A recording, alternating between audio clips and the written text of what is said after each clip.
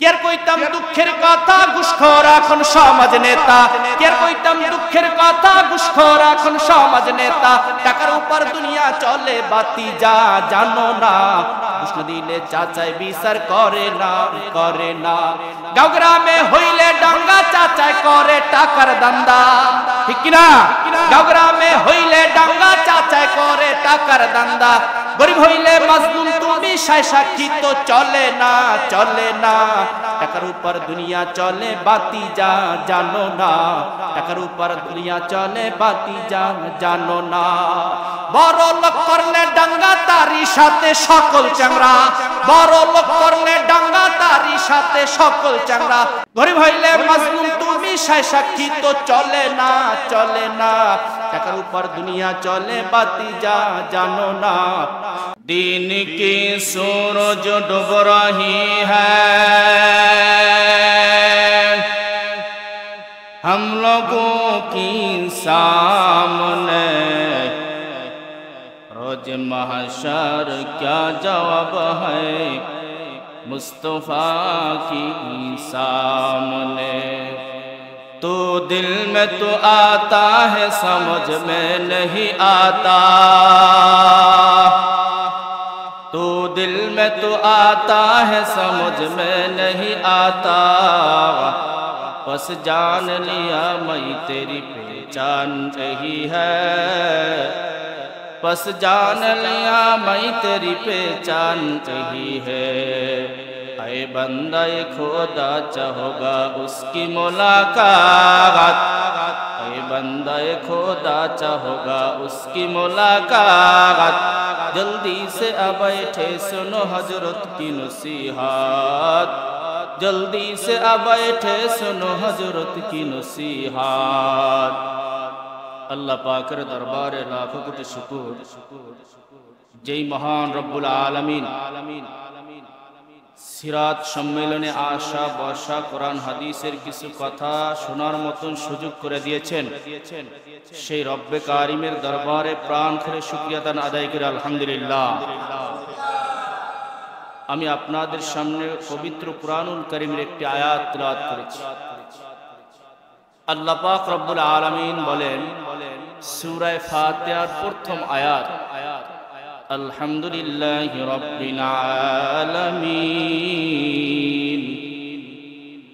অর্থ অনেকেই জানি না, অর্থ সমস্ত প্রশংসা রব্বে কারিমের জন্য।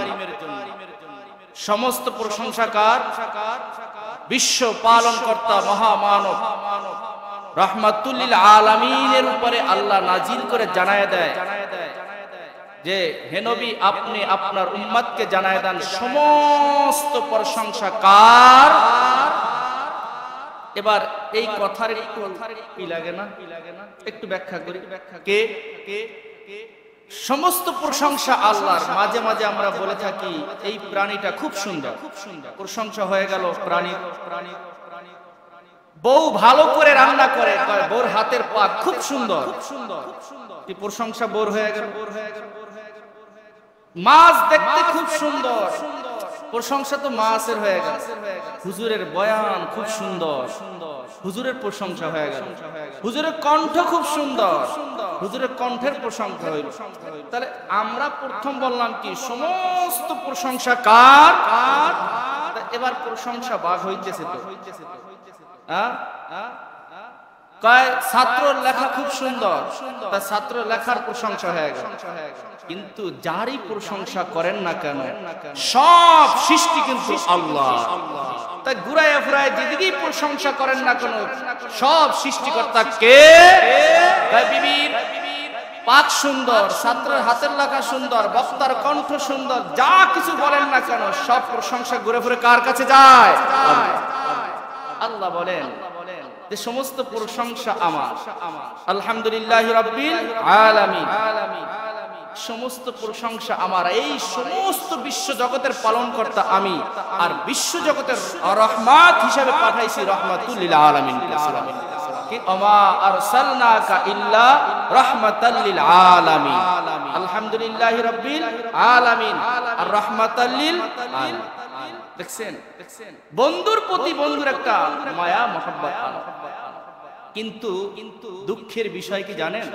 ছোট্ট দুইটা কথা বলি আগে আলোচনায় ঢোকার আগে, যে আমাদের দেশে এখন যেমন এই সোশ্যাল মিডিয়া, এই কিরামান কাতিবিন দাঁড়ায় আছে, এই কিরামান কাতিবিন যেমনি ইসলামের উপকার করে, এই সোশ্যাল মিডিয়া মানুষকে ক্ষতিও করতেছে, বিভ্রান্ত করতেছে।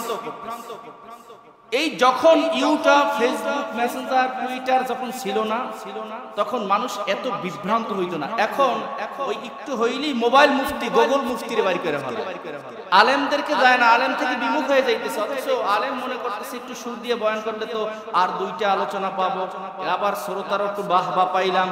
এখন ইখলাস নষ্ট হয়ে গেছে, ইখলাস নষ্ট। বক্তা চিন্তা করে সুর দিয়ে আলোচনা করলে আমার দুইটা প্রোগ্রাম বাড়বে, আর শ্রোতা চিন্তা করে কোন হুজুরে ভালো সুর দিয়ে আলোচনা করে তারটা শুনবো, তাছাড়া শুনবো না। কমিটি চিন্তা করে কোন বক্তারে আনলে মাঠ জমবে, আলোচনা ভালো হবে, তাকে আনবে। আর কাদা সরাসরি বর্তমানে এখন সোশ্যাল মিডিয়ায় ঢুকলেই খালি আলেম আলেম বিদ্বেষ, অমুক আলেম অমুককে গালি দেয়, অমুক আলেম অমুককে গালি দেয়। কি কয়েকদিন আগে একটা কাদা সরাসরি দেখলাম যে রসুল নূরের তৈরি নাকি মাটির তৈরি, এটা একটা দ্বন্দ্ব, বিশাল দ্বন্দ্ব চলতেছে। তবে আমি এর ছোট্ট একটা মেসেজ দিই, রসুল নূরের তৈরি হইলেও আমরা মানি, রসুল মাটির তৈরি হলেও মানি। যে বলবে রসুল নূরের তৈরি, ভাই বাদ দিলেন, আপনি তো সৃষ্টির সময় ছিলেন না, সৃষ্টির সময় ছিল কে? আল্লাহ।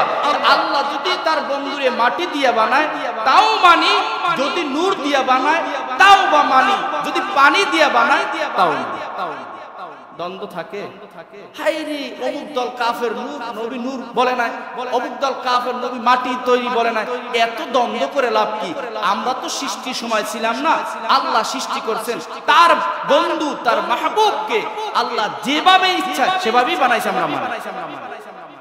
মাটি দিয়ে বানাইলেও মানি, পানি দিয়ে বানাইলেও মানি, নূর দিয়ে বানাই, কিলাকিলি দরকার আছে। এখন আবার একটা নতুন করে শুরু হয়েছে।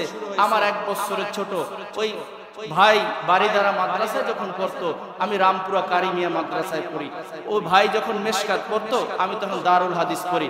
ওই ভাই যখন দারুল হাদিস পড়ে তখন আমি কেরাতে সাহাবা 7 কেরাত করতেছি। ওই ভাই শাহেকে সরমনাইকে নিয়ে খুব বাজে মন্তব্য করতেছে। আরে ভাই, যদি কোনো আলেমের দোষ হয় তাকে গোপনে গিয়া বলো, তাকে গোপনে সমাধান করো। সোশ্যাল মিডিয়ায় কাদা সরাসরি করে কি লাভ হবে? দেখো ভাই, এই সোশ্যাল মিডিয়া শুধু হুজুররা চালায় এমন না, শুধু মুসলমান চালায় এমন না, এই সোশ্যাল মিডিয়া কিন্তু ইহুদিরাও চালায়, খ্রিস্টানও চালায়, বৌদ্ধ চালায়, বামপন্থী ডানপন্থী সবাই চালাইতেছে। তুমি আলেম আলেম বিদ্বেষ লাগাইয়া সবাই এবার কথা ইসলাম নিয়ে ঠাট্টা করার সুযোগ করে দিলা। আমার ছোট ভাই রফিকুল ইসলাম মাদানী নেত্রকোনা বাড়ি, শাহেকে চরমনাই নিয়ে অনেক কথা বলতেছে। গুণনবী ভাই আমার চেয়ে বেশি বড় না, 2 বছরের বড়। এই গুণনবী ভাইও দেখলাম যে অহেতুক কথা বলতেছে, খুব দুঃখ লাগে। ভাই আমরাও তো সোশ্যাল মিডিয়ায় কথা বলি, বয়ানের জগৎ তো 2016 সালে বয়ানের জগতে পা রাখছি, আজ মোটামুটি তো প্রায় 8, 10, 9 বছর হয়ে গেল। কই কোন আলেম নিয়ে তো বিদ্বেষ করি না। কোরআন হাদিসের কথা বলতে গিয়ে আলেম নিয়ে আর বিদ্বেষ করা লাগে? সময়টা কই? কোরআন হাদিসের আলোচনা একটা শব্দের ব্যাখ্যা করলে 3-4 ঘন্টা চলে যায়। আলেম নিয়ে আবার কি? আরেকজন দেখলাম আলী হাসান ওসামা, এ ভাই আমার 2-3 বছরের বড়, এও একই। কি যে পাইলো সোশ্যাল মিডিয়ার, কারো একটু বিপক্ষে লাগলে এই ফেসবুক নামক আদালতে একটা কথা বাইরে যায়। আল্লাহ আমাদের সমস্ত মুসলমানকে এই সকল ফিতনা থেকে আল্লাহ হেফাজত করুক, আমিন। আমি যেই মূল আলোচনাটা সিরাতুন নবী রাসূলের 23 বছরের নবুয়তের আলোচনা বা টোটালি 63 বছরের আলোচনাকে বলা হয় সিরাত। আর মিলাদ হলো রাসূলের একদিনের জন্ম বৃত্তান্ত আলোচনা। মিলাদ অর্থ জন্ম, আর সিরাত অর্থ রাসূল টোটালি 63 বছরের জিন্দেগি। এখন এই যারা একদিন মিলাদুন নবী পালন কইরা, হই হুল্লা কইরা, রাস্তাঘাট ব্লক কইরা, নামাজের খবর নাই, রোজার খবর নাই, কিছুর খবর নাই, আজান একামতের খবর নাই, বাম হাত দিয়ে পানি পান করে, জেলাফিকা খায়, সিন্নি খায়, ফেন্নি খায়, খেসুরি খায়, একটু যদি বাগে কম পরে কিলাকিলি 200 দিন। আল্লাহ আমাদের এই সকল কাজ থেকেও কি হেফাজত করুন। আমরা নবীর উম্মত, নবী সমস্ত কাজ করতে বলেছেন ঠান্ডা মাথায় সুন্দর পরিপাটি হিসাবে, আমরা পরিপাটি হিসাবেই কাজ করতে চাই। নবী আলাইহিস সালাতু ওয়াস সালাম বলেছেন তোমরা আমল করো, আখলিস দীনাকা ইয়াকফিকাল আমালুল কলিল, অল্প আমল করো কিন্তু সুন্দর পরিপাটি হিসাবে।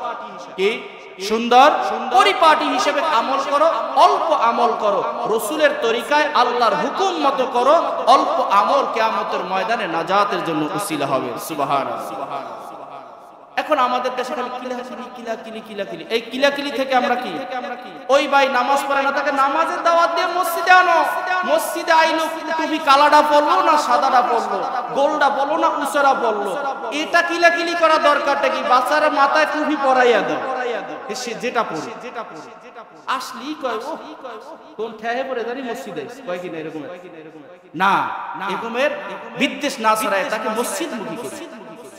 নবী আলাইহিস সালাতু ওয়াস সালাম কেন দুনিয়া আসছেন?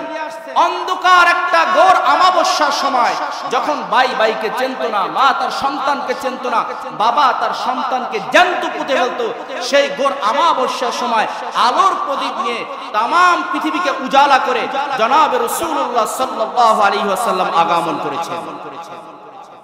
অনেকের একটা প্রশ্ন থাকতে পারে, আমরা যদি রাসূল সাল্লাল্লাহু আলাইহি ওয়াসাল্লামের যুগ হইতাম তাহলে রাসূলের সবচেয়ে বড় আমরা উপকারী হয়ে যাইতাম, বড় খাদেম হয়ে যাইতাম।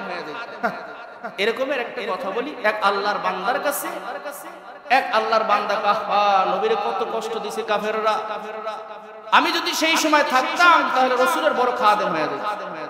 এই আল্লাহর বান্দা বাড়ি গিয়ে ঘুমাইছে, বলছে কার কাছে? ইমাম সাহেবের কাছে। ইমাম সাহেব বড় আল্লাহর ওলি। বাড়ি গিয়া ঘুমানোর পর ওই লোকটা স্বপ্নে দেখে একটা গাড়ির ভিতরে জনাবে রাসূলুল্লাহ সাল্লাল্লাহু আলাইহি ওয়াসাল্লাম সাওয়ার অবস্থায়, ডানে একজন লোক বামে একজন লোক। হঠাৎ রাস্তা অতিক্রম করতে গিয়া রাস্তার ভিতরে ভাঙ্গল থাকে কিনা, এই ভাঙ্গল রাস্তার ভিতরে আল্লাহর রাসূলের গাড়িটা থেমে গেল।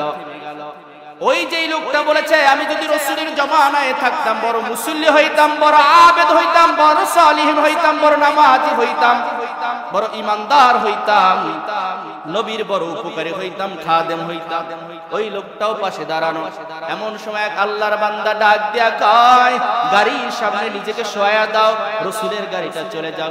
বলে না না, যদি আমি নিজের জীবনটা শোয়া দেই তাহলে গাড়ির চাকার তলে শেষ হয়ে যাব।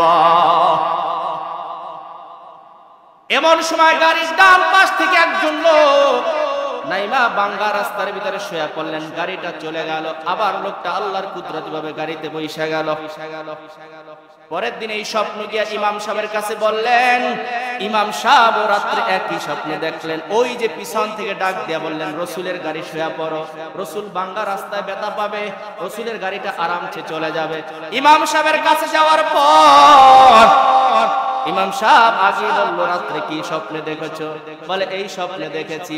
বলে আহা, তুমি না বলেছিলা গতকালকে রাসূলের জামানায় থাকলে তুমি সবচেয়ে বড় খাদেম হইতা, রাসূলের উপকারী হইতা। আজকে রাসূলের গাড়িটা, ওই গাড়িটা রাসূলের ছিল না, ওটা ছিল ইসলামের গাড়ি। সুবহানাল্লাহ। ইসলামের গাড়ি খাদের ভিতরে পড়বে, এমন সময় তোমাকে বলা হলো তুমি সোয়া নিজের জীবনটা দিয়া দাও, তুমি তো দিলা না, বললা আমার জীবন শেষ হয়ে যাইবে। যেই লোকটা ডান ছাদ থেকে নামলো এই লোকটা হলো আবু বকর সিদ্দিক রাদিয়াল্লাহু তাআলা আনহু। ইসলামের সামনে নিজের জীবনকে তুচ্ছ মনে করেছে, এই জন্য ইসলাম নামক গাড়িটা চালাইতে গিয়া নিজের শরীর থেকে রক্ত দিয়েছেন। এমন সময় মারতে মারতে মানুষ তাকে বেহুশ বানায় ফেলাইছে। এমন সময় খবর আসলো, এ ভাই তোমাকে তো মারছে। হুশ আসলো, তখন আবু বকর সিদ্দিক ডাক দেখো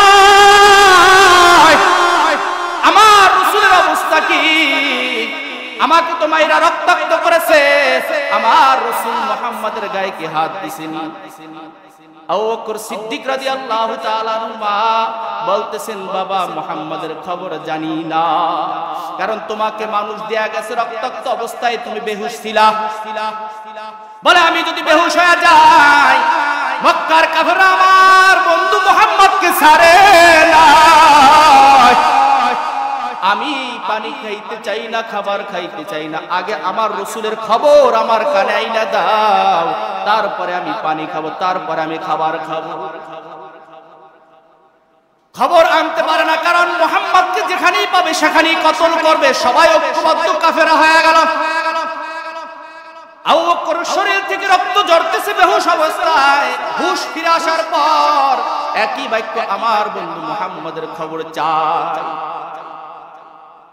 আবু বকর সিদ্দিকের খাদেমের কাঁধে ভর দিয়া দারুল আরকামে গিয়া দেখতেছে, না না, কাফেরদের সাহস হয় না মুহাম্মাদের গায়ে আঘাত দেওয়ার। আমার নবী মুহাম্মদুর রাসূলুল্লাহ সাল্লাল্লাহু আলাইহি ওয়াসাল্লাম সুস্থ। সাথে সাথে বলা আলহামদুলিল্লাহ, আমার শরীর দিয়া রক্ত বের হয়েছে, কিন্তু আমার বন্ধু মুহাম্মাদের শরীর দিয়া রক্ত বের হয় নাই। ও মালিক, আমি আবু বকর যদি 100 বার আঘাত করা হয়, আমি আবু বকর খুশি দিনের জান্ডা উড্ডীন করার জন্য ইসলামের গাছের নিচে আমি বারবার রক্ত দিতে রাজি। সুবহানাল্লাহ। আর তুমি একজন মুসলমান, আল্লাহর রাসূলের জামানায় যদি থাকতাম বড় মুসল্লি হয়ে যাইতাম, ইসলামের বড় খাদেম হয়ে যাইতাম। আর ইসলামের গাছের নিচে সাহাবায়ে কেরাম রক্ত দিছে, তুমি শুইতেই পারো না। এরকম মুসলমান নাই? এমন মুসলমান আছে ফজরের সময় আজান দিলে বলে, ইমাম সাহেব কেন আজান দিলে আসতে দিতে পারে না? তাই তোমার ঈমান তোমারে মসজিদে আনতে পারে নাই, তোমার ঈমান তোমারে মাথায় টুপি উড়াইতে পারে নাই, তোমার ঈমান তোমার মুখের ভিতরে দাড়ি লাগাইতে পারে নাই, তোমার ঈমান তোমার শরীরের ভিতরে লম্বা জামা লাগাইতে পারে নাই। তুমি কেমন ঈমানদার, কেমন মুসলমান বলো? এই ঈমান নিয়া, এই মুসলমানি নিয়া কিয়ামতের ময়দানে দাঁড়াইলে কি লাভ হবে? যেই ঈমান তোমারে মসজিদে আনতে পারে না, এই ঈমান তোমারে কি জান্নাতে নিতে পারবে? যেই ঈমান তোমারে ওই শীতের সময় ওযু করাইয়া 2 রাকাত সুন্নাত নামাজ পড়াইতে পারে না, আর মিষ্টি পাইলি সুন্নাত, তবরক খাওয়া সুন্নাত, এই সুন্নাতটা মিষ্টি খাওয়ার সুন্নাতটা পাইলা, অথচ রাসূলের কঠিন কঠিন তিক্ত সুন্নাতগুলো আছে সেগুলো তো পালন করলাম। রাসূল আসছেন গোটা পৃথিবীকে আলোর মুখ দেখানোর জন্য, আর তুমি এমন আলোর মুখ দেখাও, যারা আলোর মুখ দেখছে তাদেরকে মসজিদ থেকে কান ধরে বাইরে করে রাখায়, এ মসজিদে যাস না, অমুক মসজিদ অমুকের, অমুক মসজিদ অমুকের। একমাত্র মসজিদ সব ইসলাম। মসজিদ কোন ব্যক্তিগত কারো নেই। কেন মসজিদ কারগার? মসজিদে সবাই যাইতে পারবে। বাইতুল মুকাররম, আমি কিতাবের ভিতরে দেখলাম, কোন নির্দিষ্ট ব্যক্তির জন্য, গোষ্ঠীর জন্য কোন মসজিদ যদি হয়, সে মসজিদে নামাজ পড়া যাবে না। মসজিদ সমস্ত বান্দার। সে যদি হয় ভারতের, সে আয়েশা এই মসজিদে নামাজ পড়তে পারবে, কারণ মসজিদ সবার জন্য আওয়াম। শিয়া মসজিদ, সুন্নি মসজিদ, আহলে হাদিসের মসজিদ, কাদিয়ানি মসজিদ, অমুক মসজিদ, তমুক মসজিদ, মসজিদ দ্বন্দ্ব করতে করতে এখন মুসলমানদের ভিতরে ফাটল সৃষ্টি করছে। আর ইহুদিরা বৈশা বৈশা ললিপপ সুস্তা কয়, অত মুসলমানদের তো লাগাই দিছে।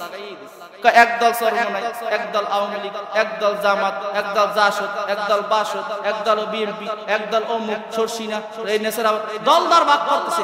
আরে ভাই, দল কিসের? রাসূল আইছেন দল না, সব এক ছায়া তলে আমরা মুসলমান। এই দল কইরা কিনলে আমরা ইচ্ছা মতন খাই। আবার কয় কি জানেন, কয় চরমনারে কিলাইতেছে, আমরা তো বাইসে আছি। হ্যাঁ, আমরা বাইসে। ওরে বিএনপিরে কিলাইতেছে, আমরা তো বাইসে আছি। আওয়ামী লীগের কিলাইতেছে, আমরা তো বাইতে আছি। ওরা বই যে বামপন্থীরা বসে বসে আঙ্গুল মুসলমান লাগাই দিস, আমরা বসে কাজটা দিয়ে দিছি। কি বললেন?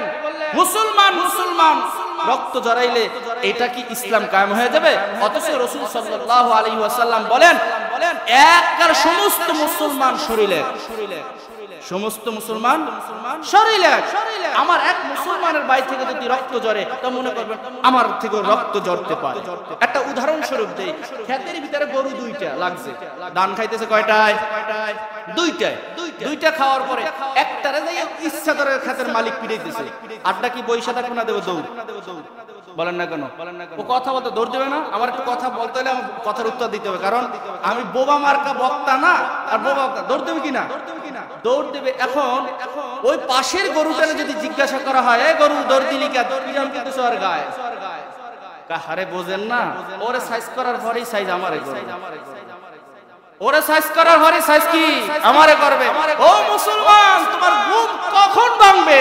তোমার আরেক ভাইকে মারতেছে আর তুমি বইসে বলতেছো আলহামদুলিল্লাহ, আল্লাহু আকবার, জিকির করতেছো, এর পরের সময়টা তোমার। কে এরপরে সময়টা বিশ্বের ভিতরে কোথাও যদি কোন মুসলমানের গায়ে হাত দেয় সমস্ত বিশ্ববাসী ফুলে উঠতে হবে মুসলমান, কারণ আমার মুসলমান ভাইয়ের রক্ত কেন পড়লো, কারণ ওর পরে তো সিরিয়াল আমার গরু বুঝলো, কিন্তু মানুষ মার্কা মানুষগুলো বুঝলো। আল্লাহ আমাদের সবাইকে এই সকল পাপাচার থেকে হেফাজত করুন, আমিন আমিন। সাহাবায়ে কেরাম কেমন রক্ত দিয়েছেন, কেমন কেমন একটু একটা ঘটনা শোনাই দিই। খাব্বাব রাদিয়াল্লাহু তাআলা আনহু ঘটনা। আমিরুল মুমিনিন ওমর রাদিয়াল্লাহু তাআলা আনহু তখন দ্বিতীয় খলিফা, সিংহাসনে বসছেন আমিরুল মুমিনিন। ঘটনা কোথায় থেকে আনলাম? ঘটনা হলো আর রাহিকুল মাখতুম, সিরাতের একটি কিতাব, যেই কিতাবটা 1182টা কিতাবের ভিতরে 1 নাম্বার প্রতিযোগিতা 1 নাম্বার পুরস্কার পেয়েছে। 1182টা কিতাবের ভিতরে যেই কিতাবটা কি হয়েছে 1 নাম্বার হয়েছে, তার নাম কি? আর রাহিকুল মাখতুম। এই আর রাহিকুল মাখতুমের ভিতরে কিতাবওয়ালা লিখেছেন কি যে খাব্বাব রাদিয়াল্লাহু তাআলা আনহুকে জিজ্ঞাসা করা হয়, খাব্বাব কে জিজ্ঞাসা করতেছেন? আমিরুল মুমিনিন ওমর। ওমর জিজ্ঞাসা করেন, খাব্বাব ইসলামের জন্য কতটুকু কষ্ট করেছো? কান করে শুনেন ঘটনাটা। আমরা কোন কালের? আমরা তো মিষ্টি খাগো মুসলমান, আর তারা রক্ত দেনওয়ালা মুসলমান। খাব্বাব রাদিয়াল্লাহু তাআলা আনহু ছিলেন একজন গোলাম, একজন কৃতদাস। এই খাব্বাবকে প্রশ্ন করা হয়, খাব্বাব তুমি ইসলামের জন্য কি করেছো? আমি ওমর তো অমুক করেছি, অমুক করেছি, অমুক করেছি। খাব্বাব বলে, আমিরুল মুমিনিন আমি ইসলামের জন্য কিছুই করতে পারি নাই। জিহ্বাটা বাইর করে দিয়েছে, জিহ্বা বাইর করার সাথে সাথে দেখে বাড়তি 2টা বস্তু জিহ্বার ভিতরে। সুবহানাল্লাহ। জিজ্ঞাসা করে কি হয়েছিল? খাব্বাব রাদিয়াল্লাহু তাআলা আনহু বলেন, আপনি তো ইসলামের বয়স যখন 6 বছর তখন কালিমা পড়ে মুসলমান হয়েছেন। আপনার আগে আরেকজন বীর পুরুষ হামজা রাদিয়াল্লাহু তাআলা আনহু 3 দিন আগে মুসলমান হয়েছে, আপনি তো তারপরে। ইসলামের বয়স তখন 6 বছর, আমি খাব্বাব ইসলাম গ্রহণ করেছি তখন ইসলামের বয়স 1 বছর। তখন কাফেররা আমাকে স্টিম রোলার নির্যাতন চালাইছে, আমার গলার ভিতরে রশি লাগাইয়া আরবের বাচ্চাদের কাছে দিয়া দিছে, আমাকে টানতেছে। শরীরগুলা তখন পাথরের কঙ্করের সাথে লাইগা লাইগা রক্ত বের হয়ে গেছে। আমিরুল মুমিনিন আমার বুকের ভিতরে লাল পাথর দিয়া দিছে, লাল পাথরগুলা গরম হয় বেশি, আমার শরীরের চামড়া লাল পাথরের সাথে মিশে গেছে। আমিরুল মুমিনিন আমার শরীরের চামড়া ওই আরবের উত্তপ্ত গরম বালুতে আমার শরীরের চামড়াগুলো পইচা গেছে, পইরা গেছে। তারপর আরবের কাফেররা ক্ষান্ত হয় নাই, একদিনের ঘটনা, উত্তপ্ত গরম বালুর ভিতরে আমাকে শোয়ায় রাখছে। আবু জাহিল লাইয়া কয়, এটার শাস্তি শেষ হয় নাই, আগুন জ্বালাও, আগুন জ্বালাও। আগুন জ্বালাইয়া আগুনের উপরে আমাকে শোয়ায়া দিছে, আর বুকের ভিতরে লাল একটা পাথর দিয়া চাপা দিছে। আমার কানের ভিতরে আমার গোশত পড়া আওয়াজ আসতেছে, আমি কথা বলতে পারি না। আমি আল্লাহর দিকে তাকায়া বলতেছি, ও মালিক, আসমানের দিকে তাকায়া বলি, ও মালিক আমার কষ্ট যতই হোক না হোক, আমার উপরে তুমি খুশি হও, আমার উপরে বেজার হইও না। আমি খাব্বাব 1 বার নয়, 2 বার নয়, 1000 বার এরকমের শাস্তি সহ্য করার জন্য আমি রাজি আছি। ও আল্লাহ তুমি আমার উপরে খুশি হয়ে যাও। এই কথা বলে খাব্বাব রাদিয়াল্লাহু তাআলা নিজের জামাটা খুলে পিঠটা যখন আমিরুল মুমিনিন ওমরের দিকে দিয়া দিল, ওমর দেখতেছে পিঠের ভিতরে কোনো চামড়া নাই, সমস্ত চামড়া সাদা সাদা হয়ে হাড্ডির সাথে লেগে গেছে।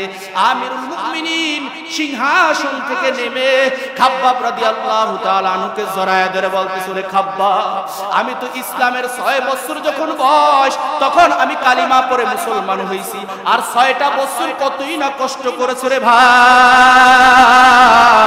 তোমার ইসলামের কষ্টের কথা এই ন্যাক যদি তুমি তামাম পৃথিবীর মুসলমানের জন্য দিয়া দাও, আল্লাহ সমস্ত মুসলমানকে ক্ষমা করে দিবে। আরে আমি তো ছিলাম বীর পুরুষ, মক্কার ভিতরে আমার সামনে কেউ কথা বলতে পারে না। আবু বকর সিদ্দিক রাদিয়াল্লাহু তাআলা আনহু বলেন, ওমর মুসলমান হওয়ার আগে কাবা প্রান্তে আমরা প্রকাশ্যে সিজদা দিতে পারতাম না, অথচ ইসলামের 6 বছর পর যখন ওমর রাদিয়াল্লাহু তাআলা কালিমা পড়ে মুসলমান হইলেন, 1 মিনিট আগেও ছিল মুশরিক, 1 মিনিট কালিমা পড়ার পর 1 মিনিট পরে তরবারিটা জাগায় বলতেছে, ইয়া রাসূলুল্লাহ আপনি কি সত্য নবী না? প্রশ্ন কি করছেন, আপনি কি সত্য নবী না? নবী আলাইহিস সালাতু ওয়াস সালাম বলে, হ্যাঁ আমি তো সত্য নবী, আমি সত্য নবী, এর ভিতরে কোনো সন্দেহ নাই। বলে কোরআন সত্য? বলে হ্যাঁ কোরআন সত্য। বলে হাদিস সত্য? বলে হ্যাঁ হাদিস সত্য। আপনি সত্য? বলে হ্যাঁ আমিও সত্য। ইসলাম সত্য? বলে হ্যাঁ ইসলামও সত্য। নবী আলাইহিস সালাতু ওয়াস সালামের দিকে আমিরুল মুমিনিন তাকায় বলে, তবে কেন আমরা গোপনে নামাজ পড়ব, ওপেনে নামাজ পড়ব? সুবহানাল্লাহ। কেন গোপনে নামাজ পড়ব, ওপেনে নামাজ পড়ব? চলেন মক্কার প্রান্তরে চলেন, আমরা কাবার ছায়ার তলে গিয়ে তারপরে নামাজ পড়ব। সুবহানাল্লাহ। এবার ওমর রাদিয়াল্লাহু তাআলা আনহু 2টা সারি বানাইলেন, এক সারির মাথায় হামজা রাদিয়াল্লাহু তাআলা আনহু, আর এক সারির মাথায় ওমর রাদিয়াল্লাহু তাআলা আনহু। ওমর বলতেছে, কে বলতে পারবা আমি ওমর কালিমা পড়ে মুসলমান হইছি? জামিল বলতেছে, আমার কণ্ঠটা বড় ছিল। জামিল বলতেছে, আমার কণ্ঠটা বড় ছিল, আমি ডাক দিয়া বলতেছি ওমর মুসলমান হয়ে গেছে। এই কথা শোনার সাথে সাথে কাফেরের অন্তরের ভিতরে কম্পন সৃষ্টি হয়ে গেছে, হায় হায় আমাদের বড় নেতা ওমরই তো মুসলমান হয়ে গেছে। ওমর তরবারি জাগায় বলতেছে, কে আছো আয়, যদি স্ত্রীর বিধবা বানাইতে চাও তাহলে মুহাম্মাদের বিরুদ্ধে করো, যদি সন্তানকে এতিম বানাইতে চাও তাহলে ইসলামের বিরুদ্ধে করো, কোরআনের বিরুদ্ধে করো। আমি ওমর জীবিত থাকতে ইসলামের ক্ষতি হবে এটা আমি চাই না। সুবহানাল্লাহ। এই ছিল সাহাবায়ে কেরামের ঈমান আর আমাদের ঈমান। আমাদের ঈমান হলো দ্বন্দ্ব বাজানের ঈমান, আর তাদের ঈমান ছিল দ্বন্দ্ব সমাধানের ঈমান। এখন আমাদের দেশে খালি কিলাকি। আল্লাহ আমাদের সবাইকে এই সকল পাপাচারের কাছ থেকে হেফাজত করুক, আমিন। এবার আসেন একটা ঘটনা লড়া দিয়ে দিই। ইসলাম কি শিক্ষা দিয়েছেন? ইসলাম মানবতা শিক্ষা দিয়েছেন, সমাজ ঠিক করতে শিক্ষা দিয়েছেন, রাষ্ট্র পরিচালনা করার কি দায়িত্ব দিয়েছেন না মুসলমানকে? নবী আলাইহিস সালাতু ওয়াস সালাম দায়িত্ব পালন করছে না? বিধবাকে সাহায্য করতে, অসহায়কে সাহায্য করতে, এতিমকে উপহার মানে এতিমকে সাহায্য করতে, এবং সমাজের হতদরিদ্র মানুষদেরকে কি দিতেন? সাহায্য করতে। কি বলেছেন? মুহাম্মাদুর রাসূলুল্লাহ ইসলাম বলেছেন। মাতা পিতার খেদমতের কথা যেমনি আল্লাহ বলেছেন কোরআনের ভিতরে, তেমনি ভাবে নবী আলাইহিস সালাতু ওয়াস সালাম বলেছেন। নবী আলাইহিস সালাতু ওয়াস সালাম বলেন, ক্বালান নবী সাল্লাল্লাহু আলাইহি ওয়াসাল্লাম, রিজাল রাব্বি ফি রিজাল ওয়ালিদি ওয়া সাকাতা রাব্বি ফি সাকতিল ওয়ালিদি। মাতা পিতার সাথে বেয়াদবি করবা তো আল্লাহ সহ্য করবে না। মাতা পিতা বেজার তো আল্লাহ বেজার, আল্লাহ বেজার তো আর জান্নাত পাওয়া যাবে। এবার আসেন একটি ঘটনা কই। আপনি হাফেজ হইতে পারেন, মাওলানা হইতে পারেন, মুফতি হইতে পারেন, মুহাদ্দিস হইতে পারেন, বড় বক্তা হইতে পারেন, কোরআনের খাদেম হইতে পারেন, বড় মাদ্রাসার প্রিন্সিপাল হইতে পারেন, কিন্তু মা বাবার সাথে বেয়াদবি করবেন, আল্লাহ সহ্য করবে। আরে এই যে সন্তান টাকা পয়সা হয়, বড় লোক হয়, এর পিছনেও মা বাবার দোয়া আছে। রাসূল বলতেছে, মায়ের কাছে দিয়ে দোয়া চাও, ওই দোয়ার ভিতরে কোনো পর্দা থাকবে না, সরাসরি আল্লাহ কবুল করবে। আরবের একটু ঘটনা শোনায় দেয়, একটু দিলের ভিতরে লাড়া দিয়ে দেয়। ও ভাই, যুবক ভাই, তোমার ক্ষমতা আছে, যৌবনের ক্ষমতা আছে, বাবাকে দমক দাও, মাকে দমক দাও। বাবাকে তুমি ধমক দাও, এই বেশি বোঝো, আমি যৌবন ক্ষমতা আছে, আমি কি বুঝি না? কি দেয় কিনা? দেয় না, দেয় না, দেয় না। আমার গালুয়ায় দেয়, আপনাদের দেয়। আমি তো রাজাপুরেরই সন্তান, এই জালকাঠির জেলারই সন্তান, আমাদের এলাকায় দেয়, আপনাদের এলাকায় দেয়। ওই দুরা শক্তি কমে গেছে, খাওয়ান বন্ধ করে দেবো, চুপ থাক, কয় কিনা? আল্লাহ হেফাজত। একজন আলেমের ঘটনাই শোনাই, একজন হাফেজার ঘটনা শোনাই। মেয়েরা হাফেজ, মেয়েরা কোরআন শরীফ মুখস্থ করলে তাকে বলা হয় হাফেজা। আরবের একজন হাফেজার টাটকা ঘটনা শোনাই। টাটকা একটা ঘটনা কি শোনাই। যাকে কবরে নিতে চায় না, নাউজুবিল্লাহ, আস্তে কোন, মাটি তাকে এই দুনিয়ার ভিতরে গ্রহণ করতে চায় না। একজন হাফেজা, যিনি পবিত্র 30 পারা কোরআনকে মুখস্থ করেছেন, এমন একজন নেককার বান্দিকে মাটি গ্রহণ করতে চায়। কি মনে করছেন বয়ান একটু শুনে যান, 2 মিনিট সময় গেলে 2 মিনিট সময় গেলে শুনবেন তো। আমার পরে আমার ছোট ভাই আসতেছে আরেকজন, সুন্দর আলোচনা করবে। আমার তো বাঙ্গা বাঙ্গা কণ্ঠ, কাটা কাটা কিছু কথা বলতেছি, শুনেন। হইতে পারে একটু মিলাইবেন বালিশের সাথে। ওই যে রাজাপুর থেকে মাওলানা আব্দুল সালাম আরিফি আসছিল, কি জানি আমি বললাম এই দেশে আসছি মাত্র 1.5 বছর হয়েছে, আমার জীবনটা কাটছি ঢাকায়। আমার এই জন্য এলাকার মানুষ কম চেনে, ঢাকার মানুষ বেশি চেনে। এবার শুনেন, হাফেজে কোরআনকে সম্মান করতে হয় না, কিন্তু এই হাফেজাকে কেন মাটি গ্রহণ করলো না? আল্লাহর বান্দি অনেক ছাত্রী ছিল, আরবের ঘটনা তো, আরবের ভিতরে অনেক ছাত্রছাত্রী ছোট ছোট বাচ্চাদেরকে কোরআন শরীফ তেলাওয়াত মুখস্থ করাইতেন। কেন? ওই মহিলাটা ছিল হত দরিদ্র গরিবের ঘরের সন্তান। একদিন ঘটনা করবে, আল্লাহর বান্দি দুনিয়া থেকে ইন্তেকাল হয়ে গেল। ইন্তেকাল হওয়ার পর ওই গ্রামের ভিতরে কান্নার আওয়াজ, ছোট ছোট ছোট ছোট বাচ্চা এবং ছোট ছোট মেয়েরা কান্না বের হইতেছে। যেই কালারের সাপ দুনিয়ার মানুষ দেখে না, এমন সাপ বের হইতেছে। আল্লাহর বান্দা কবরটা ক্লিয়ার করতেছে, সাপে তাকে গাই দেয় না, কিন্তু কবর ভিতরে কিলমিল কিলমিল কিলমিল করতেছে। এই খবরটা মুহূর্তের ভিতরে গ্রামের ভিতরে ছড়ায় গেল। সবাই অবাক হয়ে তাকায় রইলেন। এত একজন পুণ্যবর্তী মেয়ে হাফেজা পবিত্র কোরআনকে মুখস্থ করেছেন, তার কবরের ভিতরে এমন আচরণ কেমন করে হয়? ওই আল্লাহর বান্দির তার না ছিল মা, তা না ছিল বাবা, কেউ বেঁচে ছিল না, ভাই ছিল না, কিছুই ছিল না। আল্লাহর বান্দি একটা ঘর বানানিয়া কোরআনের খেদমত করতেন। তার সাথে ছিল তার বান্ধবী, বান্ধবী তার থেকে 1 বছর আগে চলে গেলেন। 1 বছর পরে আল্লাহর বান্দির মৃত্যু হয়ে গেল। মৃত্যু হওয়ার পর আল্লাহর বান্দির এই সবাই জানতো, সবাই যে একজন নেককার মহিলা। যখন এই কাহিনী দেখছে, এখন কইতেছে মনে হয় দিনের বেলায় কোরআনের খেদমত করতো আর রাতে জিনা করতো। নাউজুবিল্লাহ।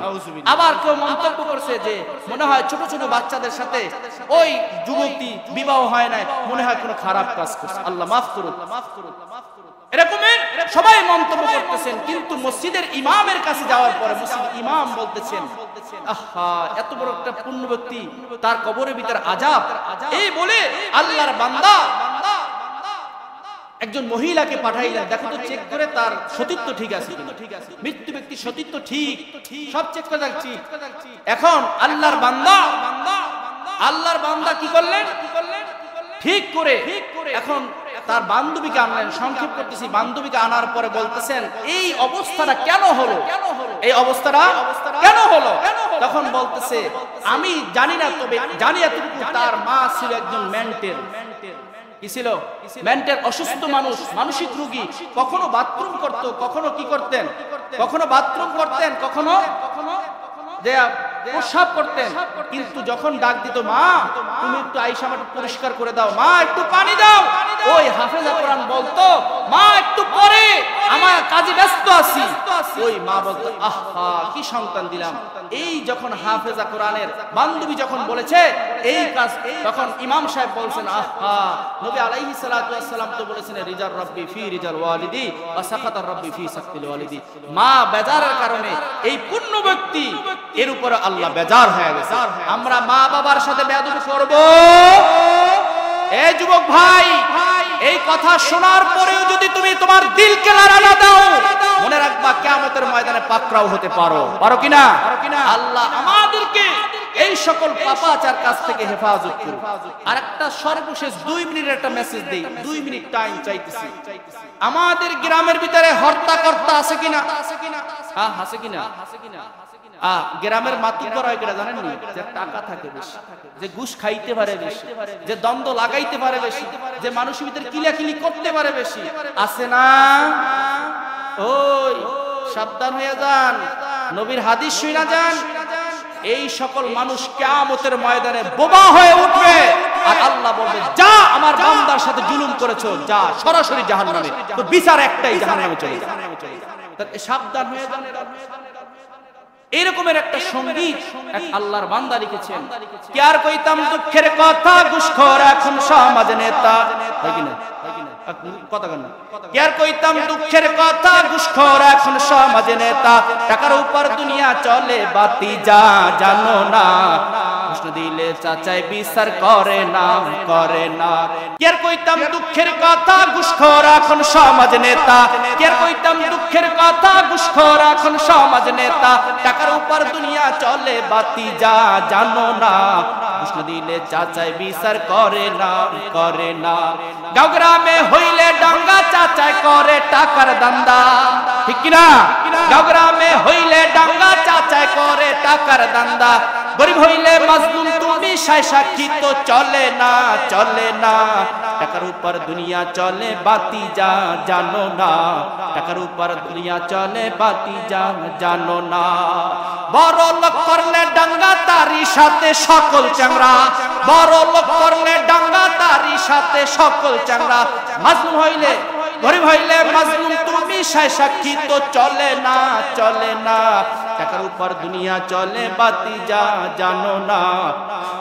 ঘোষণা দিলে চাচাই বিচার করে না টাকা পয়সা দিয়ে কি লাভ সালমান এফ রহমান বাংলাদেশের টপ লেভেলের একজন কি ছিল ধনী ছিল আহা দাড়িটা কাইটা এই টাকাই তারে এই টাকার লোভী তারে ধ্বংস করে দিছে কই গেল সেই জালেমের বড় বড় কথাগুলা আজকের কই এত বড় লোক হওয়ার পরে সম্মান কম দিছিল দাড়িটা শেষ সময় কাইটা ফলাইতে চাইছিল এই টাকার নেশায় তাকে ধ্বংস করে দিয়েছে এই সকল জালেম আছে সোজা হয়ে যাও দুনিয়ায় তো দেখতেছো কিয়ামতের ময়দানে এত ভয়ঙ্কর হিসাব নেবে আল্লাহ পাক রব্বুল আলামিন আমাদেরকে সকলের জালেম থেকে আল্লাহ আমাদেরকে মুক্ত করুক সকল জালেম থেকে মুক্ত করুক ভাই কাঁধে কাঁধ মিলাইয়া আল্লাহর ঘর মসজিদে দ্বীন ইসলামের কাজ করার মতন মা বাবার খেদমত করার মতন গ্রামের খেদমত করার মতন সমাজের খেদমত করার মতন ইমামকে সম্মান করার মতন আল্লাহ তৌফিক দান করুক